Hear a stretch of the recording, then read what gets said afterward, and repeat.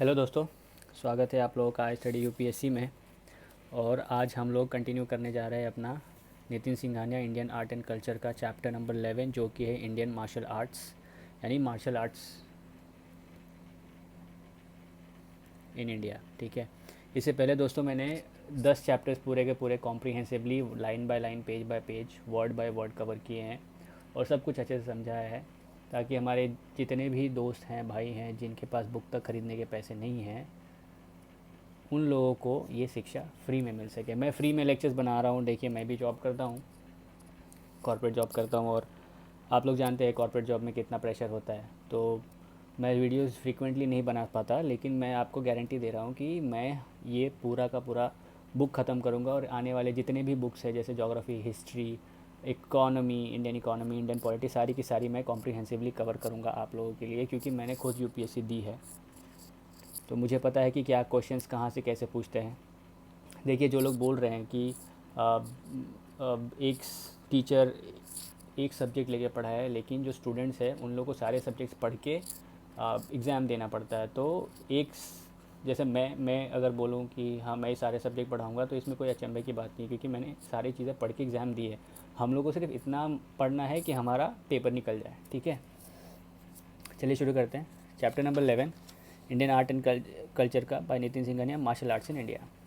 Martial arts आप लोग आजकल देखते ही होंगे कि जितने भी मार्शल आर्ट्स है, जैसे कलरीपट्टू है, सिलाम्बन है, तांगता है, ये सब मार्शल आर्ट्स की कैटेगरी में आते हैं। हमारी देसी मार्शल आर्ट्स, जैसे अभी आप लोग ज़्यादा जानते हो कि कराटे, जो चाइना वाइना में, चाइना से ये हुआ, चाइनीज़ लोग करते हैं परफॉर्म, लेकिन वो भी इंडिया से ही गया है। तो इंडिया बहुत डाइवर्स था उस टाइम पे, और हमारे पास अपने खुद के मार्शल आर्ट्स है, जो कि अभी भी हम लोग को प्रिजर्व करने चाहिए। ज़्यादातर लोग प्रिजर्व करते नहीं हैं, जो एमएमए के लिए चले जाते हैं, मुआ थाई के लिए चले जाते हैं, शाओलिन सीखने चले जाते हैं। तो वैसे सारी चीज़ें भी है, लेकिन ये सारी चीज़ें इंडिया से ही गई है ना, चाइना में। चलिए ठीक है, इंट्रोडक्शन पे आते हैं। India, a land of diverse culture and ethnicities, is known for its wide variety of martial arts that have developed since the ancient times. Earlier used for warfare, these art forms are today usually used for demonstration as a part of rituals, achieving physical fitness, or as a mean of self defense. Martial arts literally means art associated with waging of war. A number of martial arts forms in the country are closely related to dance, yoga, and the performing arts. The Pehlwan style of wrestling was developed in the Mughal Empire by combining the native Malla Yuddha with influence from the Persian Warzish Bastani. Some of the art forms were banned during the British rule, including Kalarepattu and Silamban, but they resurfaced and gained popularity. Post independence, some of the popular martial arts are discussed below. So देखिए, जैसे introduction में क्या बोला गया है कि हमारा देश एक बहुत ही डाइवर्स और एथनिसिटीज़ वाला कंट्री है, और उसके साथ साथ हमारे पास जैसे डाइवर्स है, अलग अलग लोग रहते हैं, अलग अलग कल्चर फॉलो होता है, तो अलग अलग मार्शल आर्ट्स भी थे।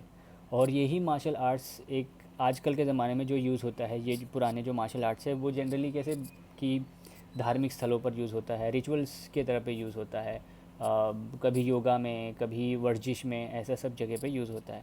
बहुत कम ही ऐसा हो गया कि उसको प्रॉपर कॉम्बैट की तरह यूज़ किया जा रहा है। जैसे पहलवानी स्टाइल है, पहलवान लोग जो कुश्ती अखाड़ा करते हैं, वो मल्ल युद्ध से प्रेरित था मुग़ल एम्पायर में, मल्ल युद्ध। और ये पर्शिया से भी एक कॉम्बिनेशन था इसका, वर्जिश बस्तानी, ये दोनों को कॉम्बिनेशन करके, कंबाइन करके हम लोग ने बनाया पहलवानी, जो कि रेसलिंग आजकल ओलंपिक्स में भी खेला जा रहा है।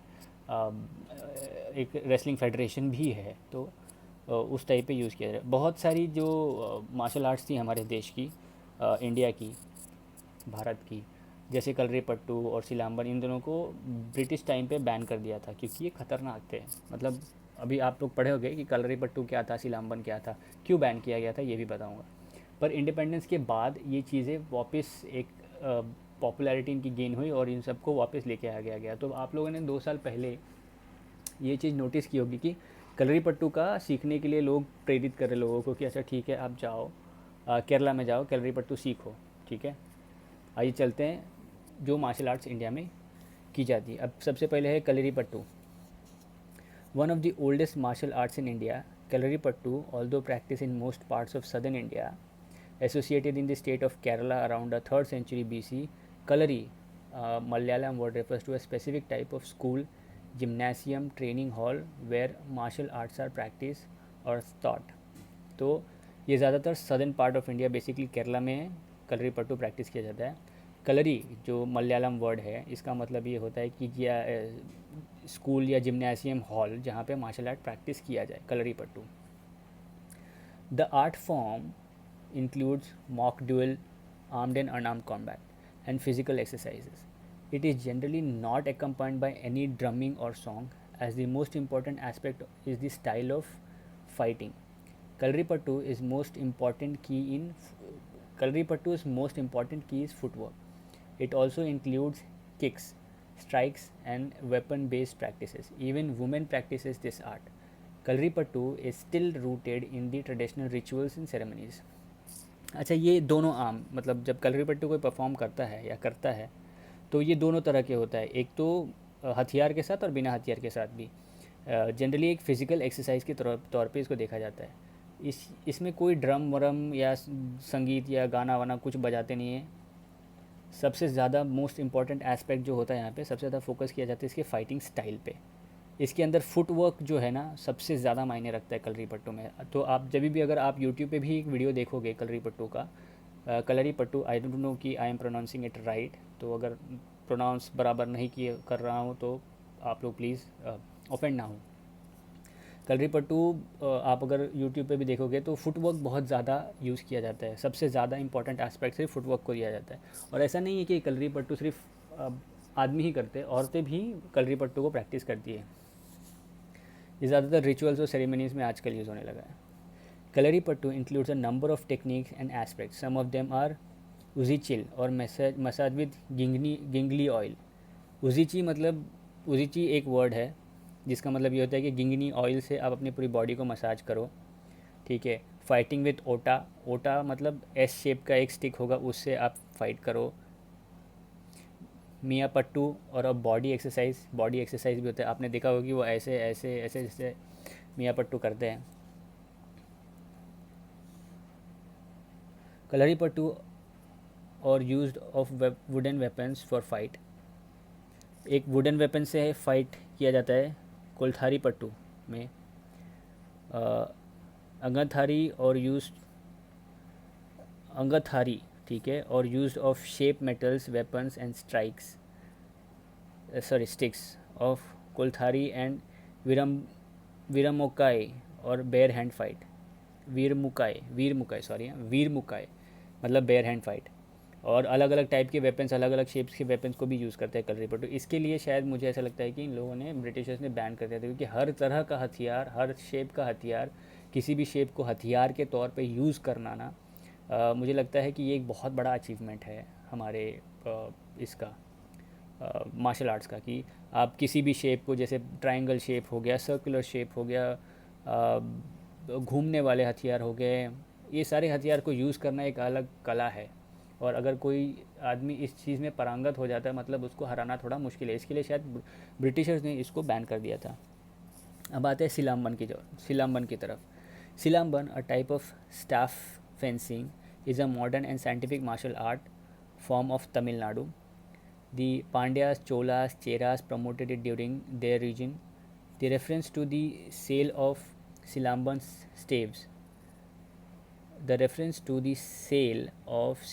staves, pearls, swords, and armor to foreign traders can be found in the Tamil literature Silpadikaram.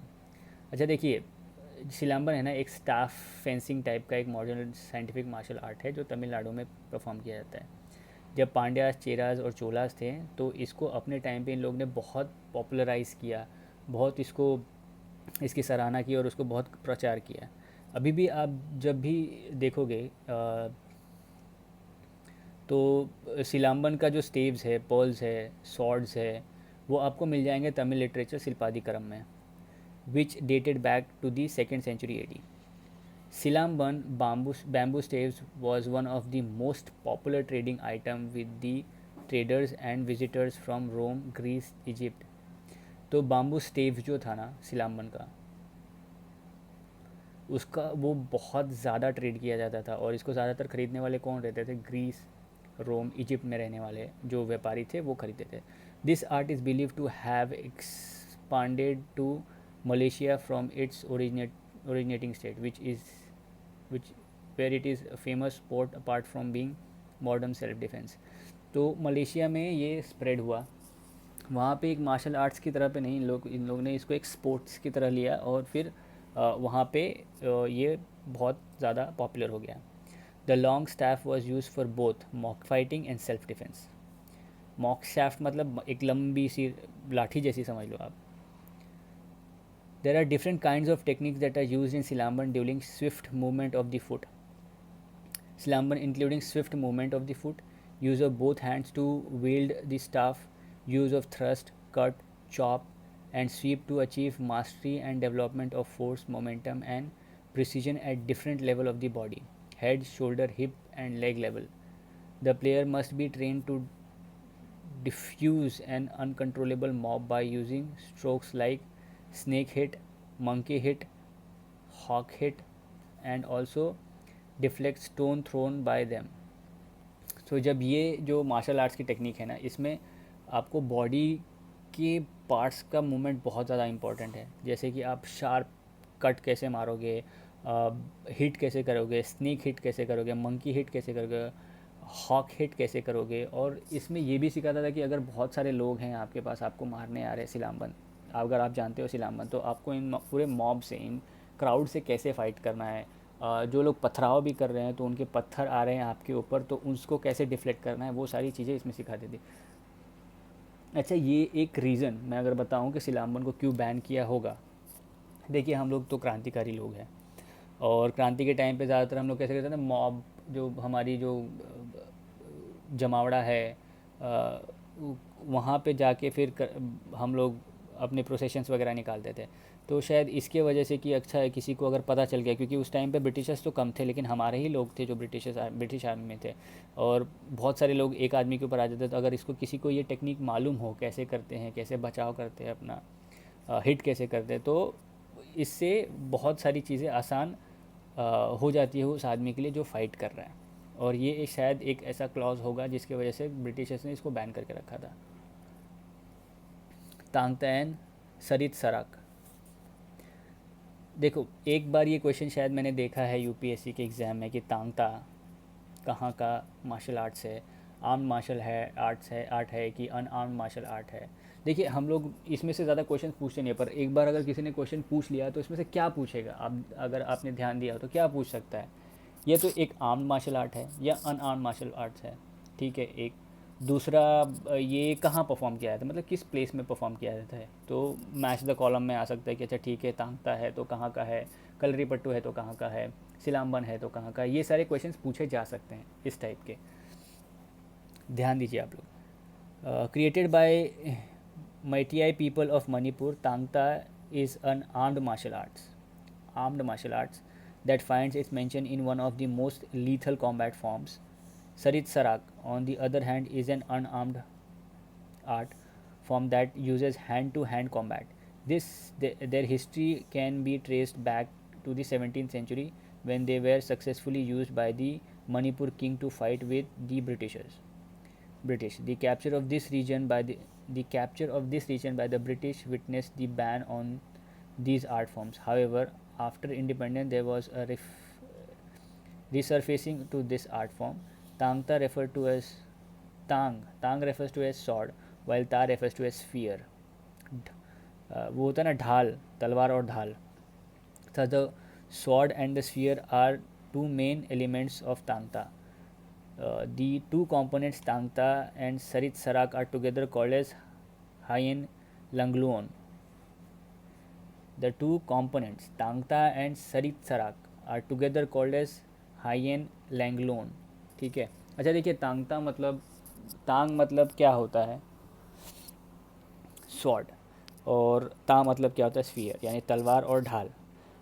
सरित जहाँ तांगता एक आर्म्ड मार्शल आर्ट है, मतलब हथियारों से किया जाता है, जैसे तलवार हो गया, ढाल हो गई, वहीं सरित सराग हाथ से किया जाता है, बिना किसी हथियार के, हाथ से हाथ। तो जब क्या हुआ था कि जब ये जो मार्शल आर्ट जो किंग थे वहाँ के मणिपुर के, उन्होंने जब यूज़ किया ब्रिटिशर से फाइट करने के लिए, तो उन लोगों को बहुत टफ फाइट दी। ब्रिटिशर्स को बहुत तकलीफ़ हुई फाइट करने के लिए किंग से। तो जैसे ही उन्होंने कब्ज़ा किया इस रीजन पे, मणिपुर के किंग को हरा के, उन लोगों ने इस आर्ट फॉर्म पे बैन लगा दी, क्योंकि ये बहुत टफ था और ब्रिटिशर्स के पास गोली बारूद के सिवा दूसरा कुछ आता नहीं। वो चीज़ है। अब जब ये तांगता और सरित सराग दोनों को साथ में क्या बोलते हैं, येन लंगलोन, ठीक है। अभी देखिए चेबी गडगा, ये भी मणिपुर का है। One of the most ancient martial art of Manipur, Cheibi Gadga involves fighting using sword and shield. It has now been modified to stick encased in soft leather in place of sword and leather shield. The contest takes place in a circle of 7 meters in diameter on a flat surface. Within the circle, there are two lines 2 meters apart. The chebi stick is between 2 and 2.5 feet in length, while the shield is around 1 meter in diameter. Victory in this context is achieved according to the points earned during the duel. The points are awarded based on skills and brute force. अच्छा देखिए चेबी गढ़ कैसा होता था, ये भी एक sword और शील्ड यानी तलवार और ढाल की तरह खेले जाने वाले स्पोर्ट्स है। पर कैसा हुआ कि जैसे जैसे टाइम बीतता गया ना, इन लोगों ने क्या किया, सॉर्ड को लकड़ी से रिप्लेस कर दिया, लाठी टाइप से, और उसके ऊपर एक लेदर की कवर लगा दी, और जो ढाल थी, शील्ड थी, उसको भी लेदर की कवर लगा दी। अब इसमें लोग कंटेस्ट कैसे करते हैं कि 7 मीटर का पूरा एक गोला होता है, उस 7 मीटर के गोले के अंदर एक 2 मीटर के डिस्टेंस पे दो और गोले होते हैं, और जो भी आदमी है, जो स्टिक है, जो हाथ में स्टिक है, वो 2 से 2.5 फीट तक लंबी रहती है, और उसको लड़ते हैं। और पॉइंट्स कैसे मिलते हैं, स्किल पे और कितनी ताकत से आप मार रहे हो, इस पे मिलते हैं पॉइंट्स। परिकांडा, ये मार्शल आर्ट्स परिकांडा, ठीक है। तो मार्शल आर्ट्स आपको इतनी तकलीफ़ होगी नहीं, मैं धीरे धीरे ये सारी चीज़ें कवर कर रहा हूँ। देखिए ज़्यादा बड़ा है नहीं, ये ख़त्म, अभी मैं ख़त्म कर दूँगा इसको। परिकांडा created by the Rajputs is a form of martial art from Bihar. It involves fighting using sword and shield. Still practiced in many parts of Bihar, its steps and the techniques are widely used in Chhau dance. The name of this martial art comes from the word pari, that means shield, and kanda, which means sword. Thus, they use both sword and shield in this art form. परिकांडा Bihar की परी कांड करती है, मैंने ऐसा उसको याद करने के लिए किया लिखा था कि बिहार की परी कांड करती है, ठीक है। तो परिकांडा बिहार की है, और ये छऊ डांस जो बिहार में होता है इससे बहुत रिजेंबल करता है। इसमें भी हम लोग तलवार और ढाल यूज़ करते हैं, स्वॉर्ड और शील्ड यूज़ करते हैं। तो परी मतलब ढाल और कांडा मतलब स्वॉर्ड यानी तलवार। तोड़ा, देखो थोड़ा आपने वो मूवी देखी होगी हिम क्रीम वाली, यमराज जब नीचे आते हैं, वो क्या बोलते हैं उसको, वो उनकी बुक खो गई रहती है ना, उसमें हिम क्रीम बोलता है, तो थोड़ा हिम क्रीम देना। तो तोड़ा मतलब हिमालय, हिमाचल प्रदेश की। Originally from Himachal Pradesh, Thoda is a mixture of martial art, sports and culture. It takes place during Baisakhi festival in April every year. A number of community prayers are made so as to involve the blessings of goddess Mashu and Durga, the principal deities. The martial art relies on players' archery skills. Toda can be dated back to Mahabharata, the time when bow and arrow are used in epic battle. It is a valley in the valley of Kullu and Manali. In the game, there are two groups, roughly 500 people. Most of them are not archers but dancers who come along to boost the morale of their respective team. The game is played in the marked court so as to ensure a certain degree of discipline. The two teams are called Pasis and Sathis, who are believed to be descendant of the Pandavas and Kauravas of Mahabharata. The archer aimed for the leg below the knee, as they are negative points for striking any part of the body. देखिए परिकांडा, sorry परिकांडा नहीं, तोड़ा। तोड़ा थोड़ा him cream देना हिमाचल प्रदेश की है। इसके बारे में ज़्यादा, ये एक तीर धनुष वाला है। तीर धनुष आप लो और तीर धनुष से आप जैसे निशाना लगाते हो वैसे लगाना चाहिए, लगाएंगे। ये आर्चरी स्किल्स यानी धनुर्विद्या जो होती है ना, उसके ऊपर डिपेंड करता है। जो सामने जो टीम है, सामने वाला जो व्यक्ति है, उसके घुटने के नीचे आपको मारना है, क्योंकि घुटने के ऊपर मारने से आपको नेगेटिव पॉइंट मिलते हैं। तो ये है टोडा। ज़्यादा इन्फॉर्मेशन नहीं, बेसिक बेसिक मोटा मोटी आप याद रखो। कुल्लू मनाली के वाइटल वैली में ये चलता था। महाभारत से इसकी प्रेरणा आप देख सकते हो कि वहाँ से मिलता है। अब देखिए घातक, आप लोग ने निहंग देखे होंगे, सरदार जी, मेरे पंजाबी भाई लोग, आप लोगों को पता होगा घटका क्या होता है। तो मैंने लिखा था कि सिख घातक होते हैं, तो सिख मतलब सिख कहाँ के, पंजाब के, ठीक है। तो Gatka is a weapon based martial art form perform by the Sikh of Punjab. The name Gatka refers to the one who whose freedom belong to grace. Ghatkar features the skillful use of weapon including stick, kirpan, talwar and katar. The attack and defense in this art forms are determined by the various positions of hand and feet and the nature of the weapon used. It is displayed on a number of celebrations in the state including fairs. तो ये घटका पंजाब में पंजाबी जो सिख है वो community करती है। किरतार, तलवार, किरपान वो सारी चीज़ें यूज़ करती है। और इसमें जो स्किल्स है और डिफेंस है वो इस पर देखा जाता है कि आपका हैंड मूवमेंट कैसा है, आपका फीट मूवमेंट कैसा है और कौन सी वेपन आप यूज़ कर रहे हो। मर्दानी खेल, मर्दानी आप देखो, मर्दानी में रानी मुखर्जी थी, ठीक है ना। रानी मुखर्जी अभी कहाँ रहती है, मुंबई में। मुंबई कहाँ है, महाराष्ट्र में। महाराष्ट्र मतलब मराठी स्पीकिंग, ठीक है। तो मराठी मर्दानी होती है, ठीक है। वो कोल्हापुर में ज़्यादा यूज़ किया जाता है। देखिए, this is a traditional Maharashtrian arm martial art which is practice widely in district of Kolhapur. Mardani Khel focus primarily on skills of weaponry, especially sword, swift movement and use of low stance that is situated to its originating place, the hill ranges. It is known for the use of unique Indian patta, sword and vita crowded laces. One of the famous practitioner of this art form is Shivaji. Shivaji Maharaj Mardani Khel करते थे। वो इस type के martial arts में पारंगत थे, बहुत अच्छे से करते थे। ये कोल्हापुर में खेला जाता है और ज़्यादातर महाराष्ट्रियन कम्युनिटी ये की जाती है। आप देखोगे कि ज़्यादातर मर्दानी खेल विमेन करती हैं। मुझे जहाँ तक पता है कि जो फीमेल्स हैं महाराष्ट्र की अपनी, वो मर्दानी खेल में ज़्यादा इन्वॉल्व रहती है। लाठी, सभी को पता है लाठी चलाना कितना बड़ा आर्ट है। आजकल जो हमारे RSS जो है, राष्ट्रीय स्वयं सेवा संघ, वो भी लाठी चलाना सिखाते हैं। देखिए, an ancient armed martial art, क्योंकि लाठी एक हथियार है, एक हथियार के तौर पे यूज़ होगा। An ancient armed martial art form of the country, lathi is also denoted is one of the world's oldest weapon used in martial arts. Lathi refers to a stick, usually cane stick, which is generally 6 to 8 feet length and sometimes metal tipped. Indian police can be seen using such lathis to control the crowd. Majorly practiced in Punjab and Bengal, it is still one of the most popular sports forms in village. लाठी Punjab and Bengal में बहुत ज़्यादा use करता है। आप लोगों ने देखा होगा कि हमारी जो पुलिस फोर्स है उनके हाथ में भी एक लाठी होती है, ठीक है। Inbuan wrestling, a native martial art of Mizoram. Inbuan wrestling is believe to have its genesis in 1750 AD. It has very strict rules that prohibit stepping out of the circle, kicking and knee bending. The way to win this is by lifting the opponent off their feet while stringently adhering to the rules. It also involves catching the belt worn around their waist by the wrestler. Okay, so तो inborn wrestling जो है वो मिज़ोरम में ज़्यादातर किया जाता है। और इसमें जो कंटेस्टेंट है वो कैसे है कि उन लोगों को नी बैंड और लेग पे का जो मूवमेंट है उस पर ज़्यादा फोकस करना पड़ता है। एक सर्कल में ये लोग भी खेलते हैं और कैसा होता है कि जो अपोनेंट है उनको उसकी फीट से उठा के पटकना रहता है। ये है मिज़ोरम का। अभी कुट्टू वेरसाई, एम्प्टी हैंडेड सिलाम्बन। सिलाम्बन आपको पता है ना क्या है, एम्प्टी हैंडेड सिलाम्बन।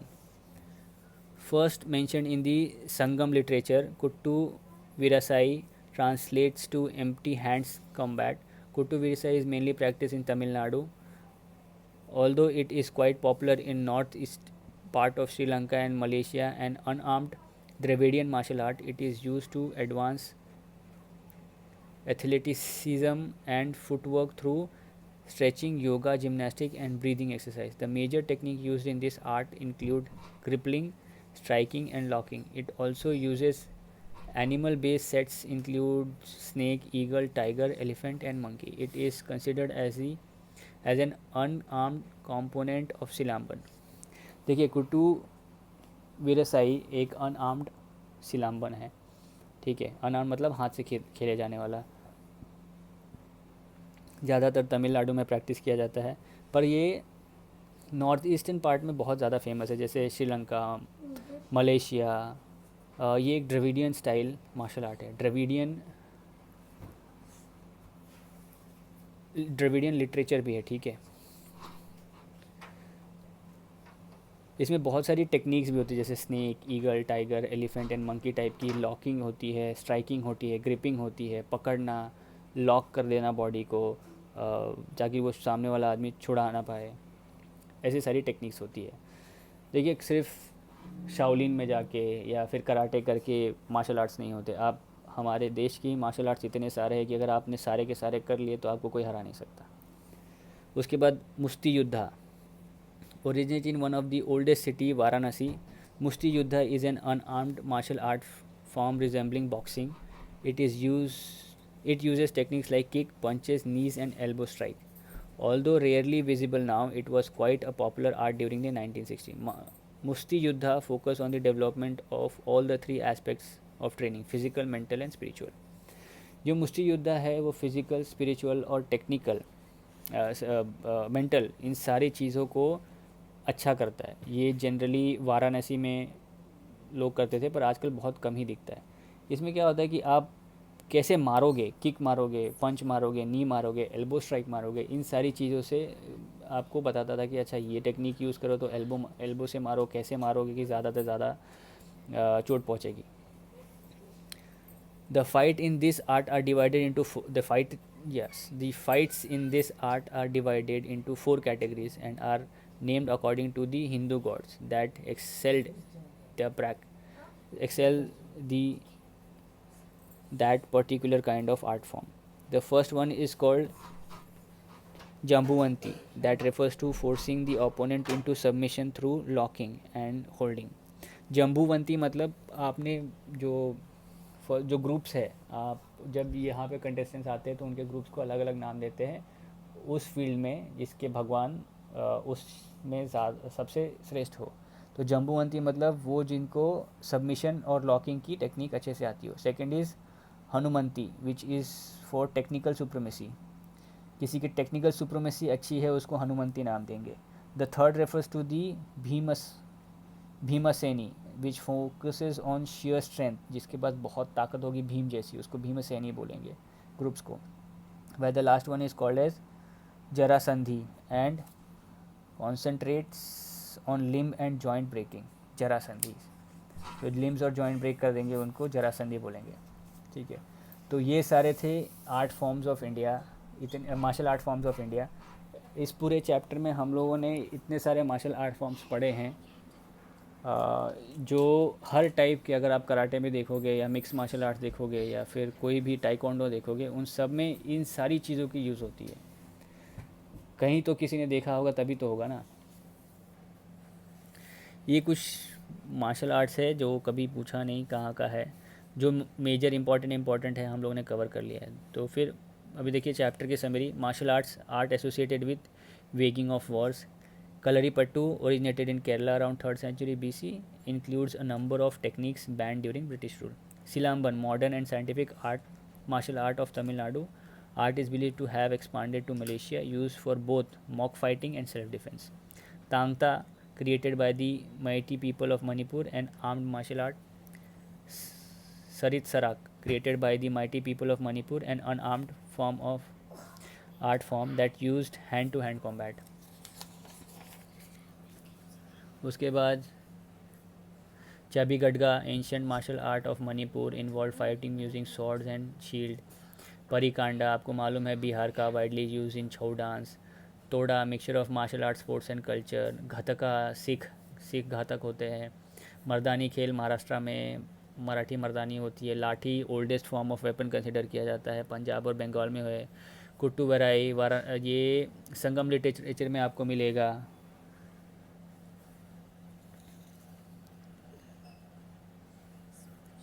उसके बाद मुष्टि युद्धा, ये सारी चीज़ें यूपीएससी में सिर्फ एक बार ये क्वेश्चन पूछा था. With refers to the Indian culture and tradition what is Kalaripattu. ठीक है, तो आप लोग वो कर सकते हैं. देखिए अब आते हैं हम लोग नेक्स्ट चैप्टर पे, जिसका नाम है UNESCO world list of intangible cultural heritage. ठीक है, ये ज़्यादा बड़ा नहीं है, छोटा सा ही है, आप लोग ये भी कर सकते हो. पर इस पर क्या है ना कि ये मैं पढ़ा तो दे रहा हूँ, लेकिन इस पर आपको करंटली अगर कोई चीज़ यूनेस्को वर्ल्ड हेरिटेज साइट यानी इंटेंजिबल कल्चरल हेरिटेज में आई तो वो पूछ लेगा, और उसके बेसिस पे आपको क्वेश्चंस आएंगे. देखिए इसमें से दो चीज़ें पूछेंगे कि अच्छा ठीक है, UNESCO list of intangible cultural heritage में अगर किसी चीज़ को नॉमिनेट किया या आ गया तो सिर्फ उसके फ़ायदे क्या हैं, क्या कोई पैसा मिलता है, संरक्षण के लिए कुछ मिलता है, वहाँ को उसको तोड़ना या वॉर के टाइम पे या पीस के टाइम पे कुछ ऐसा कोई ऐसा इशू है, वो सारी चीज़ें इसमें देखी जाती है. क्यों लाना है हम लोगों को ये UNESCO list of intangible cultural heritage में, लोग बोलते हैं क्यों लाना है, ये सारी चीज़ें हम लोग को चेक करनी पड़ती है. आइए देखते हैं हम लोग इंट्रोडक्शन.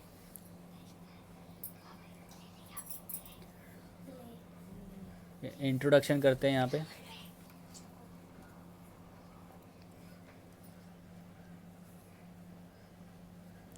ओ कल्चरल हेरिटेज शुरू करें या आप लोग 5 मिनट का ब्रेक लोगे.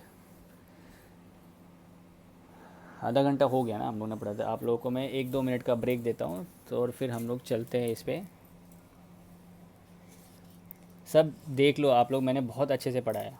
ठीक है, मार्शल आर्ट्स फॉर्म तांगता से लेके कलरी पट्टू, सिलाम्बन, अनआर्म्ड सिलाम्बन, अनआर्म्ड सिलाम्बन, सब कुछ मैंने आप लोगों को पढ़ाया बिना किसी रोक टोके. तो आप लोग ने अगर वीडियो देखोगे, आप लोग इसको बार बार रिकैप करके देख सकते हो समझने के लिए क्या है कैसा है, क्योंकि बुक आपको दिख रही है. पॉज कर लो, आप लोगों के पास बुक नहीं है तो पॉज कर लो, पढ़ लो उसको पढ़ लो और फिर देखो.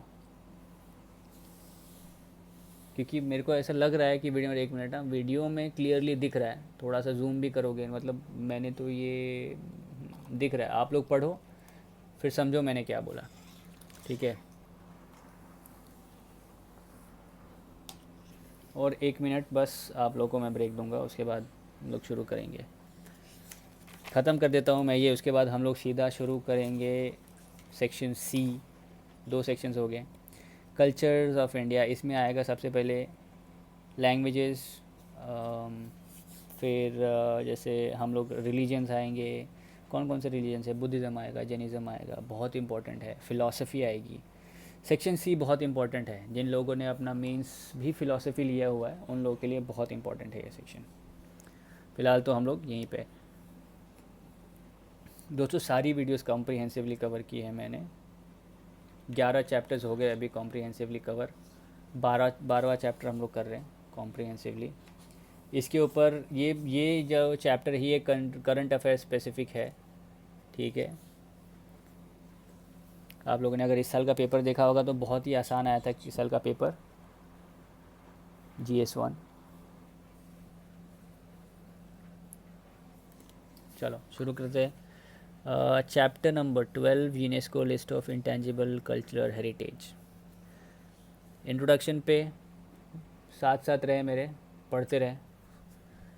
Cultural heritage does not end at at monuments and collection of objects.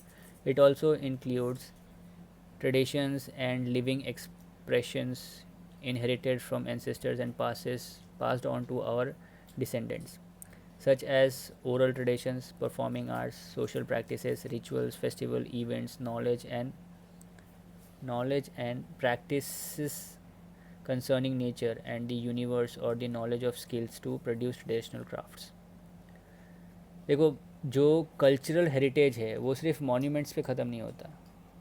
ये चीज़ें जो हमारा ट्रेडिशंस है, लिविंग एक्सप्रेशंस है, जैसे दुर्गा पूजा है, ये एक फेस्टिवल है। सोशल प्रैक्टिस है जो हमारे बाप दादा हम लोग को देते आ रहे हैं, चाहे मुंह से बोलने का, जैसे गाना अगर कोई गा रहा है वो तो हमारे बाप दादा हमको दे रहे हैं, फोक डांसेस वैसा। फेस्टिवल्स है, नॉलेज जो हम लोग को दिया जा रहा है पीढ़ी दर पीढ़ी, उन सारी चीज़ों को भी हम लोग हेरिटेज में कंसिडर करते हैं।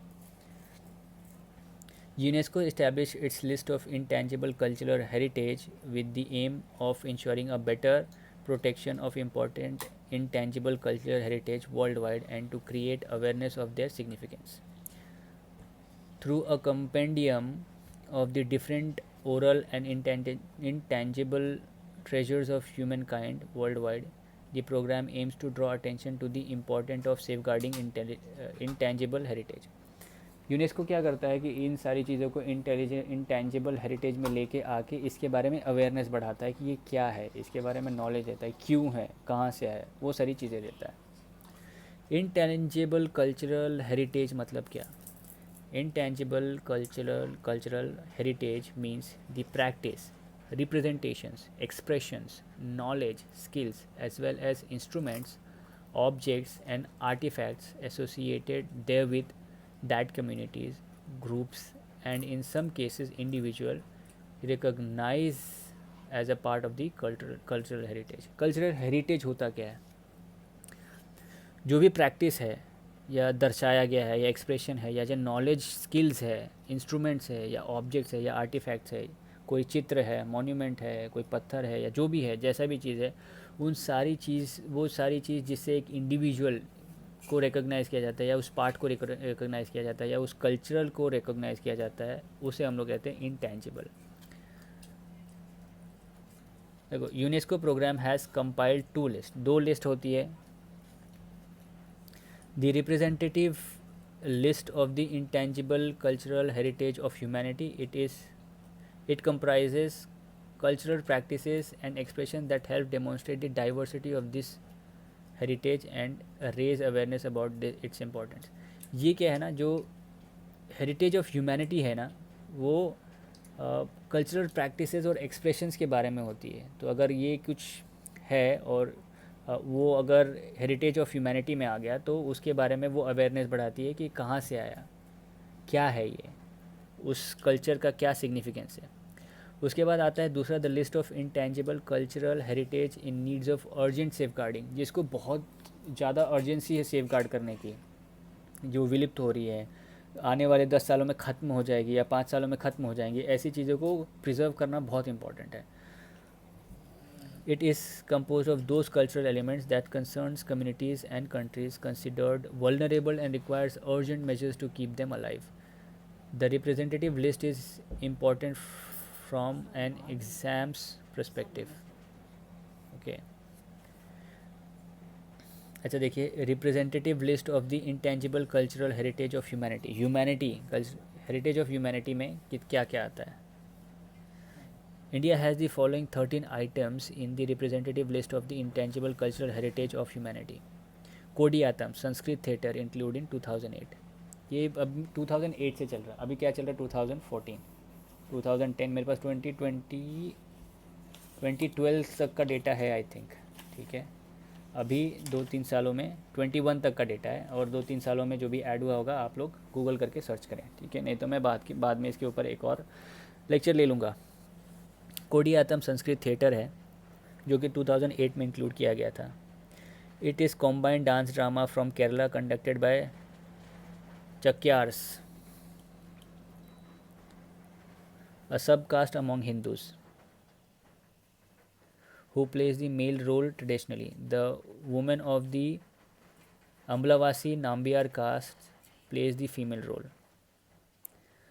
The performance lasts for 6 to 20 days. They are mainly enacted inside the temple, and the theme is based on Hindu mythology. The character Vidushaka explains in simple Malayalam the background of the story and gives a live image of the character in the mind of the audience. All other characters perform using the Sanskrit language. Mazhabu is the main musical instrument used in कोडियात्तम. कोडियात्तम जो है वो Sanskrit theatre है और 2008 में उसको intangible heritage of humanity में include किया गया. ये ज़्यादातर केरला में होता है. चाक्यास कम्युनिटी इसको परफॉर्म करती है जो कि सब कास्ट है हिंदू के अंदर. जनरली वो लोग मेल जो होता है मेल कैरेक्टर उन लोग को दर्शाते हैं और जो फीमेल है वो लोग होती है नाम्बियार कास्ट की. इसका ये जनरली टेम्पल में होता है और उसके जो मेन थीम है वो माइथोलॉजी होता है. हिंदू माइथोलॉजी जो भी है उसमें होता है या तो रामायण या महाभारत. जो विदूषक है नरेटर जिसको हम लोग बोलते हैं जो विदूषक है वो उसके बारे में उस पूरे प्ले के बारे में इंफॉर्मेशन देता है नॉलेज देता है और वो मलयालम में देता है. बाकी जितने भी कैरेक्टर प्ले किए जाते हैं वो संस्कृत में किए जाते हैं.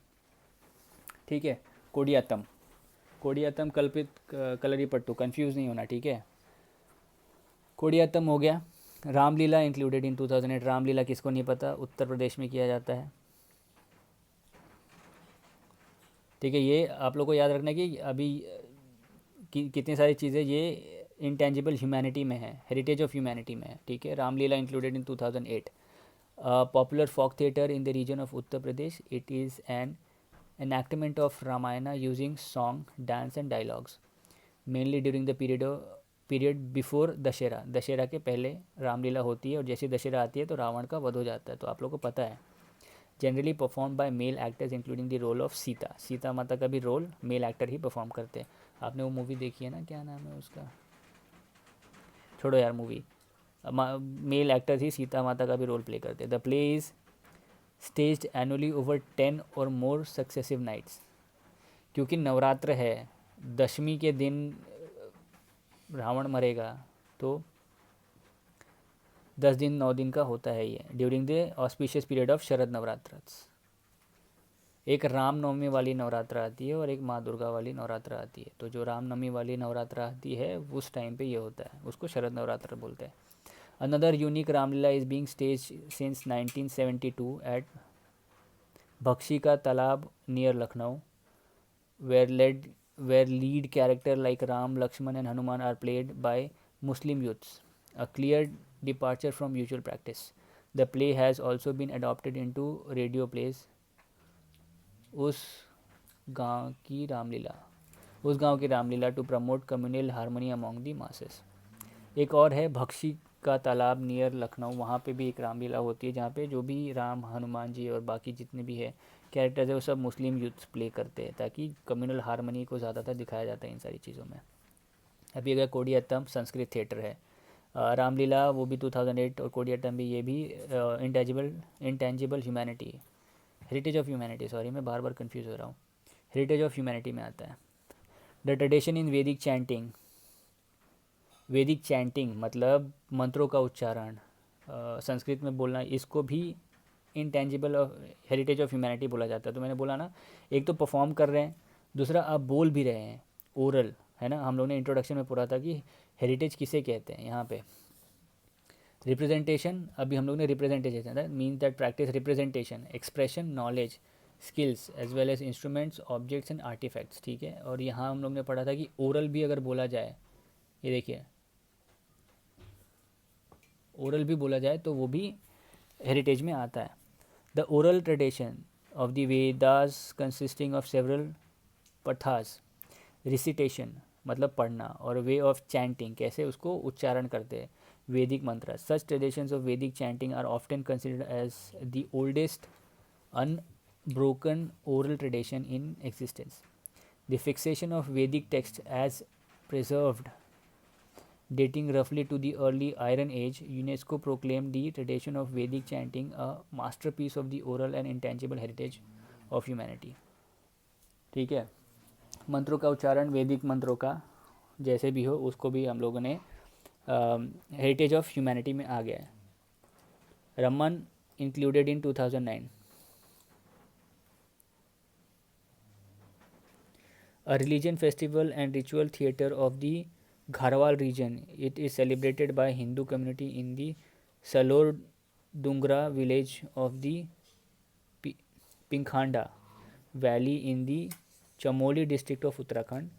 The villagers pay their offering to the village deity Bhumiyal Devta in the courtyard of the village temple. This festival is unique to the village and it is not performed elsewhere in the Himalayan region. An important aspect is the singing of Jagar, a musical rendition of local legends. रमामन ये 2009 में include किया गया था. Locally ये जो उन लोग के देवता है, कुल देवता, उनको ये लोग भूमियाल देवता, उनको वो लोग ऑफरिंग करते हैं. उत्तराखंड के डिस्ट्रिक्ट चमोली डिस्ट्रिक्ट में होता है ये. Mudiyettu included in 2010. A traditional ritual theatre, Mudiyettu is a folk dance and drama performed in the state of Kerala. Mudiyettu Kerala में किया जाता है. It depicts the mythological tales of battle between goddess Kali and the demon Darika. The dance is performed in the village temple called Bhagwati Kavus. After the harvesting season, usually between February and May, the performers do heavy makeup and wear gorgeous attire with conventional facial paintings, tall headgear, etc., to give the touch of supernatural. Floor design of goddess Kali is drawn, known as Kalam, and it is then worshipped. कुडियत्तम क्या है? कुडियत्तम केरला में होता है. ठीक है, एक ritualistic theatre है. ये डांस ड्रामा परफॉर्मेंस होता है. डांस होता है, ड्रामा होता है, और काली माता का फ़ोटो बनाते हैं लोग नीचे फ्लोर पे, और फिर जो डांसर्स है वो बड़े बड़े मेकअप लगाते, हैवी मेकअप जो, और बड़े बड़े हेड गेयर्स पहनते हैं. यहाँ पे हेड गेयर्स पहनते ताकि ये पता चले कि ये लोग सुपर नेचुरल पावर्स हैं. ठीक है, जो काली माता का जो ये लोग फ़ोटो बनाते हैं उसको कलम बोलते हैं. कलबिलिया included in 2010, performed by the tribes of the same name in the state of Rajasthan. Kalbilia dance movement resemble that of serpent. The songs are based on mythology and it involves composing lyrics in spontaneously and improvising songs during a performance. Musical instruments which accompany the performance include pungi, chang and cymbal. ये कैसे आप लोग नागिन dance जो सपेरे होते हैं ना, उस टाइप का होता है ये. ठीक है, कलबिलिया कम्युनिटी जो राजस्थान में है वो इस चीज़ को परफॉर्म करती है. ज़्यादातर लोग पुंगी यूज़ करते हैं, चांग यूज़ करते हैं और सिम्बल यूज़ करते हैं. सिम्बल बजाने वाली एक, जैसे ढोल बजता है ना वैसे सिम्बल है. ये सारे इंस्ट्रूमेंट, म्यूजिकल इंस्ट्रूमेंट्स मैंने पढ़ा के रखे हैं. लेक्चर नहीं देखा है तो देखो. कब किसका लिंक कहाँ मिले आपको समझ में आना चाहिए. इतनी मेहनत कर रहा हूँ, एटलीस्ट 1, 1.5, 2 महीने 3 महीने से मैं घस रहा हूँ आप लोगों के लिए पढ़ाने के लिए कि क्या क्या चीज़ें हैं. देखो ना, इतना टाइम क्यों लग रहा है ये सारी चीज़ें ख़त्म करने के लिए. एक पीपीटी बनाऊँगा मैं भी, 4 घंटे का लेक्चर लूँगा और सारा का सारा ख़त्म कर दूँगा. ऊपर से सब सर पे से चला जाएगा. ये बुक ख़त्म करने के लिए मेरे को क्या, मैं भी बोल दूंगा कि अच्छा ठीक है, ये वर्ल्ड हेरिटेज है, ये वर्ल्ड हेरिटेज है, ये चीज़ें कर लो, कर दूंगा मैं. फिर आप लोग बोलोगे कि मुफ्त का है तो बराबर पढ़ाते नहीं है, और जब बराबर पढ़ाते हो तुम बोलते हो इतना टाइम क्यों लगता है. अच्छी चीज़ों को टाइम लगता है. ठीक है, छऊ डांस है ये. It is a tribal martial, sorry, Chhau dance भी है, मार्शल आर्ट भी है. It is a tribal martial art dance performed mainly in the state of Odisha, Jharkhand and West Bengal. Orissa, Jharkhand और वेस्ट बंगाल में ये मार्शल आर्ट फॉर्म का dance है. ठीक है, there are 3 sub genres of this dance based on the place of their origin and development. Purulia Chhau West Bengal, Purulia Chhau West Bengal में किया जाता है. सेरिकेला छऊ झारखंड में किया जाता है. मयूरभंज छऊ उड़ीसा में किया जाता है. मयूरभंज के बारे में पूछा एक बार यूपीएससी ने. ठीक है, मयूरभंज कहाँ का डांस है. This dance is mainly perform during the spring festivals and last for 13 days. The whole community 13 days का. और एक चीज़ होता है ओणम. ठीक है, the whole community participates in it. The dance is perform by male dancers at night in the open space. It is blend of both dance and martial practices employing mock combat techniques. The theme of Chhau dance is based on Hindu mythology. Masks are worn by masks मतलब मुखौटा are worn by dancers during the performance except the Mayurbhanj Chhau. Mayurbhanj Chhau unmask dance form है, martial art का dance form है। बाकी जितने भी छऊ है वो मास्क के साथ परफॉर्म किए जाते हैं और यहीं पे यूपीएससी ट्रिक खेल के क्वेश्चन पूछ लेगा। ठीक है। Buddhist chanting of Ladakh, chanting को भी world heritage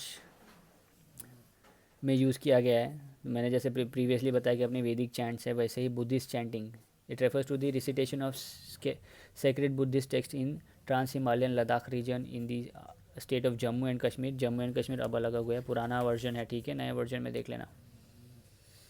they mainly relates the to sub sects of Buddhism, Mahayanas and Vajrayanas. ये चीज़ महायानाज और वज्रयाना ये क्या है, मैं आपको अगले में जब मैं बुद्धिज़्म पढ़ाऊँगा, जैनिज़्म पढ़ाऊँगा, ये बहुत इंपॉर्टेंट चीज़ है, मैं बताऊँगा। Chanting is performed indoor and और accompanied by dunas of monastery courtyards। ये 2012 में किया गया था। तो देखो अभी क्या, चैंटिंग, डांसिंग, परफॉर्मिंग आर्ट्स यानी थिएटर, संस्कृत थिएटर, कोडियातम, ये सारी चीज़ों को इंक्लूड किया है इंटेंजिबल हेरिटेज में, हेरिटेज ऑफ ह्यूमैनिटी में। संकीर्ताना included in 2013. It is a ritual singing, drumming and dancing art form of Manipur which originated in 15th century AD। ठीक है, मणिपुर का सिंगिंग और डांसिंग आर्ट फॉर्म है ये।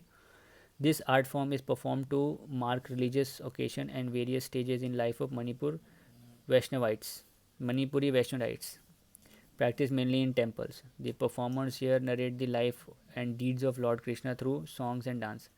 Sankirtana bring people together on festive occasions and reinforce the relationship between individual and the community through its performance in life cycle ceremonies. It a typical Sankirtana performance, 2 drummers, 10 singer dancer performs in the hall of the domestic courtyard encircled by the devotees. Cymbal and drums are used at the main musical instrument.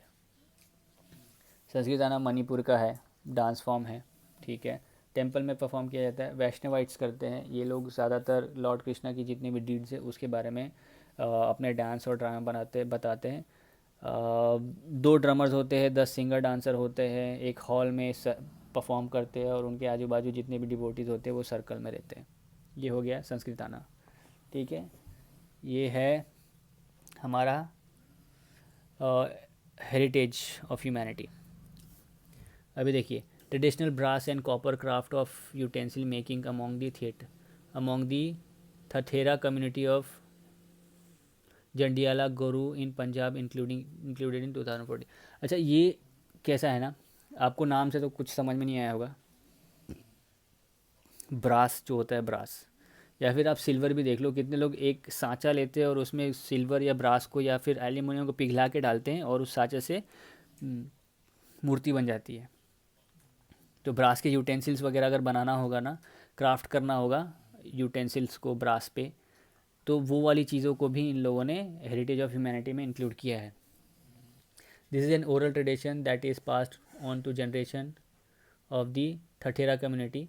The metals are heated and molded into thin plates which with curved shapes.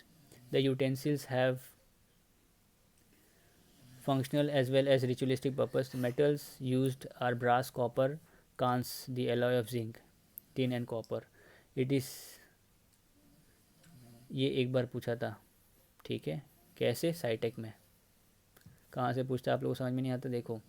It is recommended for medicinal purposes in several Ayurveda's related texts. It was patronized and encouraged by Maharaja Ranjit Singh. महाराजा रंजीत सिंह बहुत बड़ा नाम है in the 19th century. The utensils are of wide variety like those used in households, community kitchen, langar of Sikh gurdwara. Sikh के गुरुद्वारा में जब भी आप हरविंदर साहिब जाओगे वहाँ देखना इन सारी चीज़ों को। महाराजा रंजीत सिंह एक बहुत बड़े नाम है, आप लोग समझ लो, पंजाब में जब तक महाराजा रंजीत सिंह थे तब तक कोई आ नहीं पाया था। ठीक है।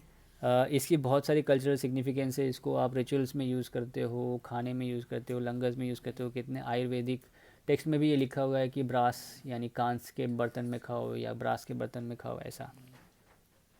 Navroz included in 2016। Navroz is a Parsi new year, ठीक है। नवरोज़, इसकी छुट्टियाँ भी मिलती है, कॉर्पोरेट वाले जितने भी है, पता है ना, नवरोज़ की छुट्टी।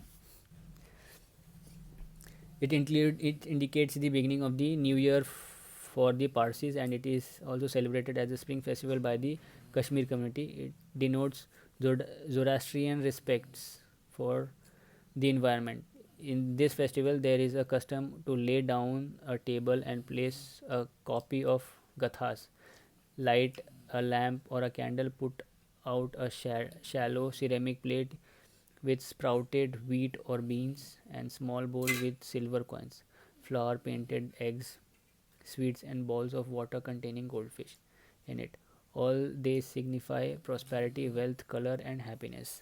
इन्वायरमेंट के रिलेटेड, मतलब इन्वायरमेंट को थैंक यू बोलने के लिए ये लोग ये नवरोज़ करते हैं।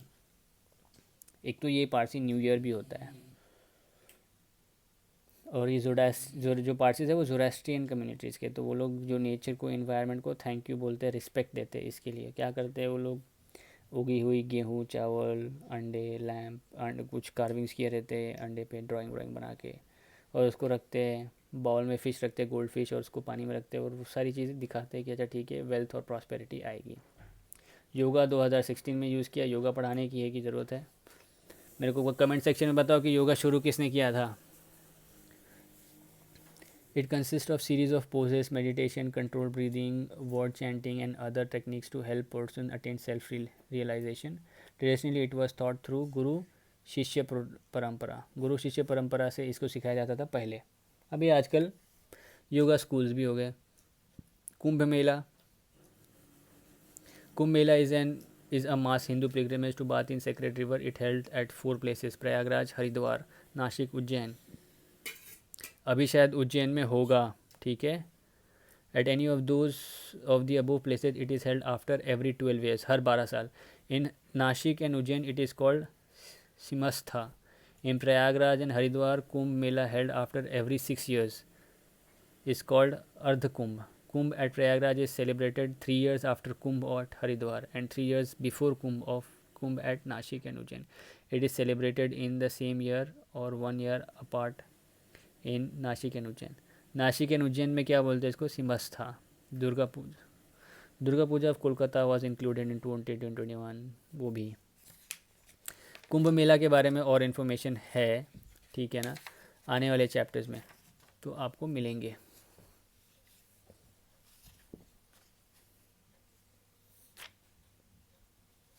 देखो, according to the UNESCO creative cities network UCCN was created in 2004 to promote cooperation among cities that have identified creativity as a strategic factor for sustainable urban development. The network covers 7 creative fields: crafts and folk arts, media arts, film design, um gastronomy, literature, and music.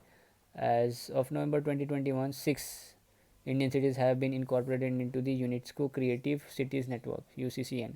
Srinagar, craft and folk art; Hyderabad, gastronomy 2009; Mumbai, film; Chennai, music; Jaipur, craft and folk art; Varanasi for music.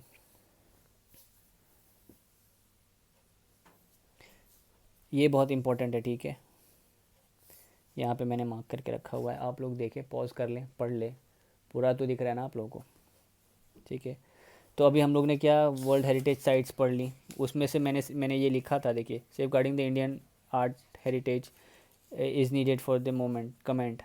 उसमें ये 10 marks का question होता है। The list of arts that is prevalent, कौन कौन से art prevalent है, what is the current status, उनका क्या क्या स्टेटस है, कंडीशन क्या है उसका डिटोरिएशन की, और हाउ कैन वी इम्प्रूव, ये सारी चीज़ें पूछी थी यूपीएससी में। With reference to the Manipuri Sankirtana, consider the following: it is a song and dance performer, cymbal are the only musical instrument used for the performance, it is performed to narrate the life and deeds of Sri Krishna. संस्कृताना, ठीक है ना, Lord Krishna के बारे में, उनके goods and deeds के बारे में होता है, तो ये तो सही है, ठीक है। उसके बाद ये song and dance perform, song and dance है, ये तो भी आपको पता है। सिंबल नहीं, ठीक है। तो आंसर क्या होना चाहिए, वन एंड, इसका आंसर बी होना चाहिए, ठीक है। तो ये हम लोग का ने कवर किया अभी चैप्टर नंबर 11, चैप्टर नंबर 12, और यहाँ हम लोग सेक्शन बी ख़त्म कर देते हैं, पूरा का पूरा सेक्शन बी ख़त्म हो गया। अब सीधा शुरू होगा सेक्शन सी, उसमें कल्चर्स ऑफ इंडिया आएंगे। कल्चर ऑफ इंडिया में हमारे पास ज़्यादा कुछ, मतलब बहुत है, हमारा कल्चर तो बहुत बड़ा। लैंग्वेजेस इन इंडिया, ये पूरे लैंग्वेजेस होते हैं इंडिया में, ठीक है। आप लोग देखो सारे लैंग्वेजेस, इंट्रोडक्शन शुरू करेंगे, पर ये इतना कुछ है नहीं, मैं आपको फटाफट कवर करवा दूंगा ये सारी चीज़ें। ये सारी चीज़ें हम लोग को करनी है। उसके बाद रिलीजन्स ऑफ इंडिया आएगा, उसमें हिंदुज़म और बाकी जितने भी है, इस्लाम और क्रिश्चियनिटी, सारी चीज़ें आएंगी। बुद्धिज़्म जैनिज़्म बहुत बड़ा नहीं है इतना, मतलब बड़ा है, पर उसमें कॉन्सेप्ट वाइज बहुत बड़ा है। मैं आपको बुद्धिज़्म जैनिज़्म करवाऊंगा, इसमें फिर मैक्सिमम क्वेश्चंस आते हैं, देखो बुद्धिज़्म जैनिज़्म अभी करवाऊंगा। इंडियन लिटरेचर मैं इसलिए चैप्टर बाय चैप्टर जा रहा हूँ ताकि आपको कन्फ्यूजन ना हो। जनरली लोग क्या करते हैं कि इंडियन आर्ट एंड कल्चर उठाते सीधा बुद्धिज़्म जैनिज़्म से शुरू करते हैं, मैं वैसा नहीं करूँगा। जो चीज़ पहले आसान है वो कवर कर लेंगे। बुद्धिज़्म जैनिज़्म पे क्वेश्चंस आएंगे कितने, क्या 5 मार्क्स से क्वेश्चन आएंगे, छूटता है तो छूटने दो, लेकिन सारी चीज़ें कवर करने के बाद ही मैं चलूँगा। तो दोस्तों ये रहा आज का वीडियो, मैं आपसे मिलूँगा अगले लेक्चर के लिए, lecture number 13, I mean chapter number 13, Indian languages in India. आपको पूरी कॉम्प्रहेंसिव इन्फॉर्मेशन में दे रहा हूँ, वो भी फ्री में दे रहा हूँ। देखिए मेरे पास, एक तो मैं सॉरी बोलना चाहता हूँ कि मेरे पास इतना टाइम मिलता नहीं है वीडियो बनाने के लिए, और वीडियो बनाने के लिए मुझे प्रिपरेशन करनी पड़ती है। ऐसा नहीं है कि मैंने पढ़ रहा हूँ और मैं आप लोगों को समझा रहा हूँ, क्या पढ़ रहा हूँ क्या समझा रहा हूँ ये भी ज़्यादा इंपॉर्टेंट है मेरे लिए, क्योंकि वो समझना बहुत ज़्यादा इंपॉर्टेंट है आप लोगों के, कि आप लोग समझो। और आप लोग वीडियो पॉज करके टेक्स्ट भी पढ़ सकते हो कि क्या लिखा हुआ है, ताकि आप लोग ऐसा ना हो कि मैं कुछ गलत पढ़ा रहा हूँ, ठीक है। तो दोस्तों लगे रहो, ठीक है। मेरा काम है नॉलेज शेयर करना, जो मैंने एक्सपीरियंस किया है। कुछ गलती हो तो आप लोग कमेंट सेक्शन में बताएं कि क्या इम्प्रूवमेंट करनी है। तो मैं मिलता हूँ आप लोग से अगली वीडियो में, तब तक के लिए पढ़ते रहो आप लोग। जय हिंद, जय भारत।